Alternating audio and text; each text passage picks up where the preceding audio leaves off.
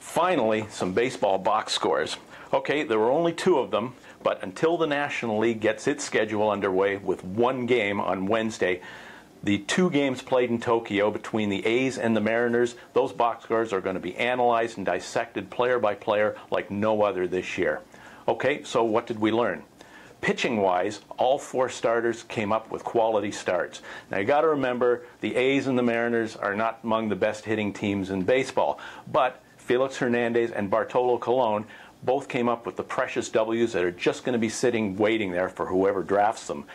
Hitting-wise, the mystery man, Yoenis Cespedes, that's the way it's pronounced, he's kind of the mystery man of the A's this year because he's a Cuban defector, and nobody really knew too much about him except from that ridiculous promotional video that his handlers put out. But give the guy credit. He comes up with a two-run homer in the second game of the series, and all of a sudden he's going to jump up a few notches.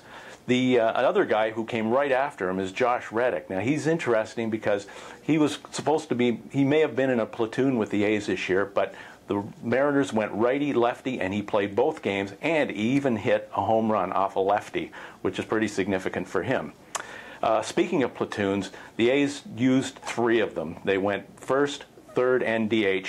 So guys like Eric Sogard, Brandon Allen, and Seth Smith, they played against the righty. They look like as long as this thing stays, they're going to get the bulk of the at-bats.